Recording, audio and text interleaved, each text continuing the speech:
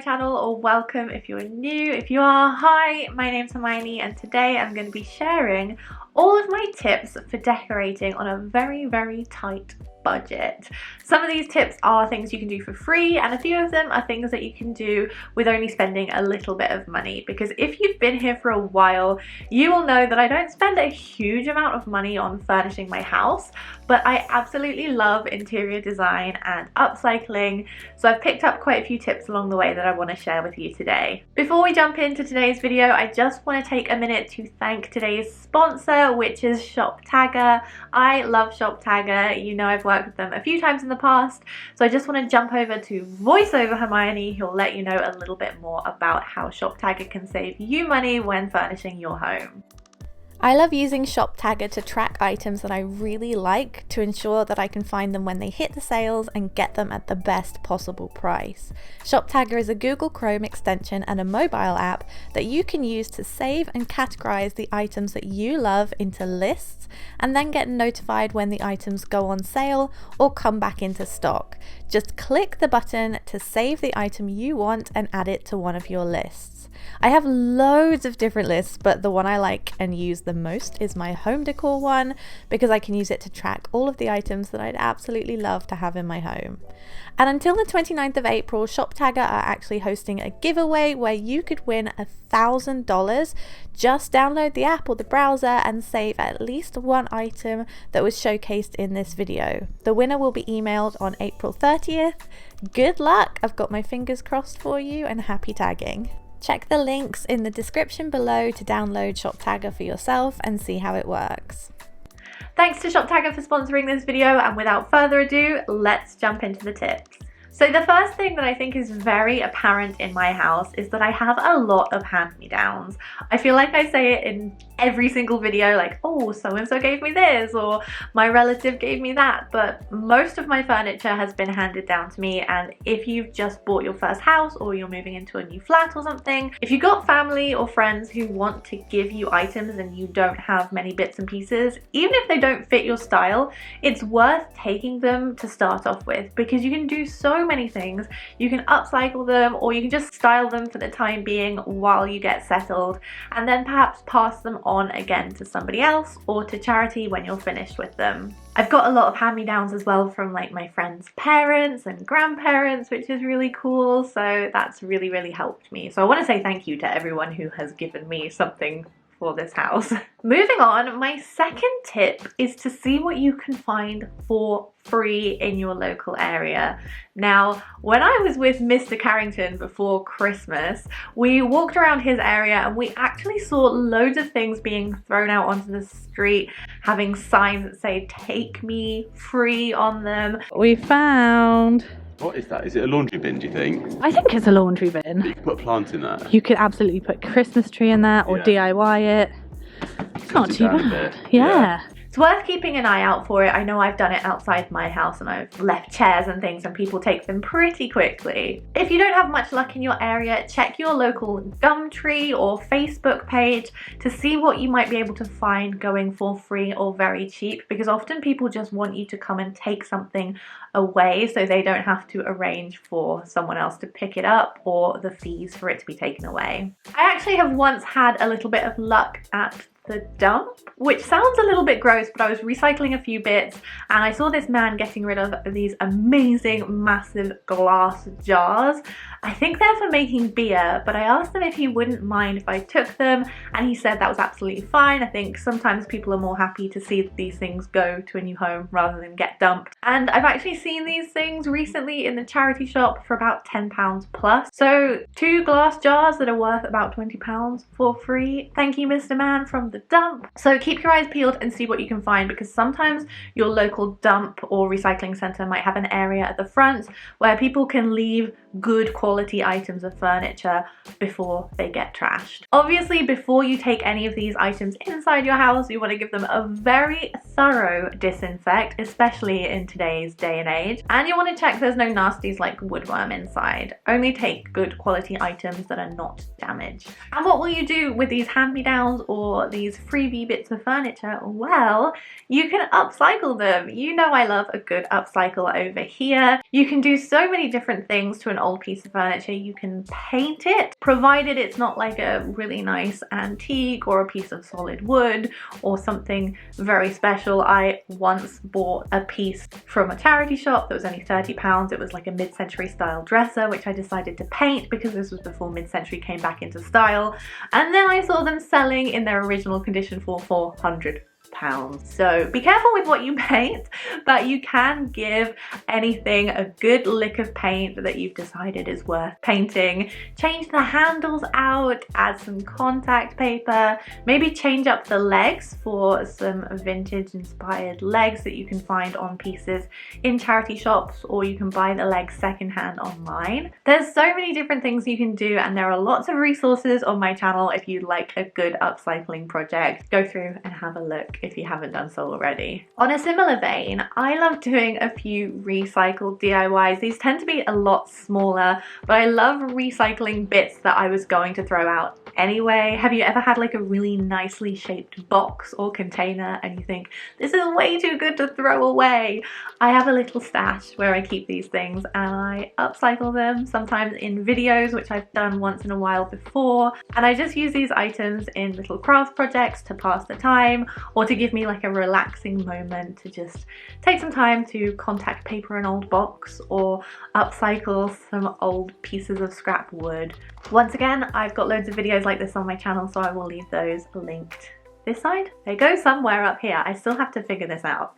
If you're stuck in a bit of a rut with your decorating and you really just want to spice up your home, but you don't want to go out and spend any money, why don't you shuffle around the things that you already have? I'm notorious for doing this. I love shuffling. It just makes the room feel completely different without having to go out and spend money. Think about taking cushions from your couch and moving them to your bedroom, and your bedroom to your guest room, and your guest room to your couch, and just shuffle things around. Change out the art prints in your frames, and whether you're just doing a couple of little bits around the house or a full makeover of one of your rooms, you can do so much with the things that you have lying around. So try shopping your own cabinet for some new decor pieces that you might have forgotten that you have. Styling with books, I think, can be tricky sometimes because you might love a book and want to have access to it quite quickly, but you absolutely hate the color on the spine, or the cover is really ugly for some reason. So you can always, first and foremost, take off the covers of hardback books. I think it looks so much more stylish if you do this. The spine underneath the cover tends to be so much prettier and often in a more neutral color palette. And my second tip is a little bit impractical, so I try to use it sparingly, but twist the spine of the book the opposite way, and then you've got the nice neutral shade of the pages. Often different books will have different shades of their paper, which is a really nice combination if you have very neutral shades in your home already. That tip might be a bit controversial because I know a lot of book people don't like it, but it's just a tip if you're a decor person over a reading person. I'm somewhere in the middle and I like both, so I like to try these things out. If they don't work for me, I move on. And something that I'm really keen to try and do over the summer is to propagate some of my ficus plants. A few of them didn't do very well over the winter. I don't want to talk about it, it's very sad, but I'd really like to give them a new lease of life by propagating some of the leaves, and I've been looking up how to do this, so I'm going to try and do this to see if I can create a few new baby ficuses over here at my house. So this makes me really sad, but this ficus did not fare the winter very well in my house and dropped a ton of leaves, and this one's not looking too healthy either, so I'm going to try and propagate him from these top 3 leaves. I had a little look online and it said to cut just below the node and then pop it in water for a little bit, so I'm going to do that now. I saw on a video that you should immediately blot the ficus because the sap that comes out of the bottom can be toxic, so I've just left it here for a couple of minutes. Don't worry, I'm going to try and save you. And now I'm going to place him in this glass jar of water and hope that we get a few roots at the bottom here. I'm also going to add a few drops of Miracle Grow's Performance Organics plant food in the hopes that it might help revive my boy over here.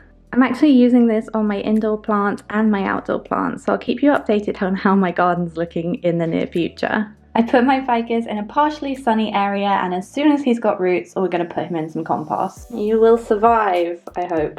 That is an absolutely free thing that you can do, and you can do it with many different varieties of plants. I think it's probably a little bit different for each variety, so do check before you start propagating. But that's free, and in about a year's time your efforts will pay off. And of course, if you want to frame some prints on your wall and you want some more modern and trendy art prints, you could either try and make them if you're interested in doing an abstract piece, because abstract pieces don't have to be perfect and they can just be a fun craft project for an afternoon. Or you can frame an old scrap. I love framing scraps of wrapping paper. I feel like I say this all the time. My favorite places to get wrapping paper is Oliver Bonus, or looking in like little boutique stores, because they tend to have like a wrapping paper rack with loads of really interesting prints.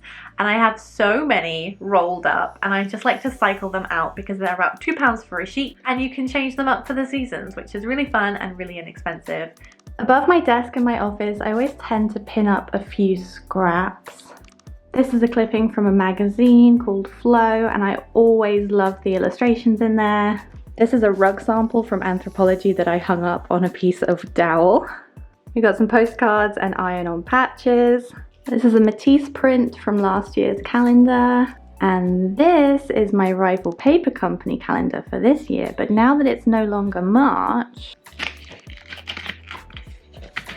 I'm gonna put this pretty Paris print in a frame and then put April back on the wall.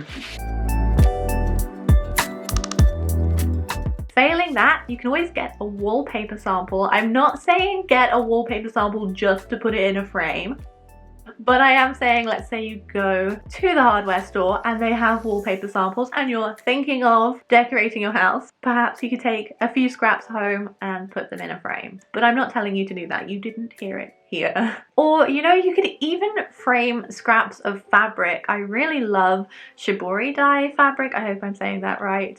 And I bought some pieces in a fabric shop in Brighton many years ago, and I've had them in frames, and occasionally I put those frames back on the wall. And I think that the print on the inside is so lovely, and it was very inexpensive. So have a look at your local fabric store when you can leave the house, or look in your scrap fabric bin. Old t-shirts even. You might have a really cool print that you want to keep because the t-shirt's kind of ill-fitting or whatever. Cut it up, put it in a frame, and keep it forever. And of course, I'm going to end this video on my favorite tip, which is very simple, but thrifting. I love, love, love finding bits and pieces in the charity shop. Some of my favorite items in my house are from the charity shop or car boot sales. So whatever you have in your area where you can buy secondhand furniture, check it out, because you might be able to find something really interesting. I do recommend going in quite frequently to see if you can see any new items as they cycle through new donations, because that's how I get my best pieces. So when the shops open again, the first thing I'm gonna do is go to the charity shops. I'm very excited. I have a ton of other charity shopping tips, but this video is getting long, so if you'd like to see that as well, please do let me know. And with all of that being said, I think those are all of my tips that I have for today's video. Once again, thank you so much to Shoptagr for sponsoring this video. I hope you enjoyed it, and I hope that you got a few little tips about decorating on a budget or for free, especially while we don't have as much access to the outside world. Some of these tips are hopefully going to be useful to you if you're inside at the moment. Not all, but some. And those that aren't, hopefully will be helpful very soon. Keeping our fingers crossed. I hope you're all staying well. Take care, happy decorating, and I'll see you next time. Bye. And my #1 tip for decorating on a budget is not making impulse decisions after a few glasses of wine. Oops.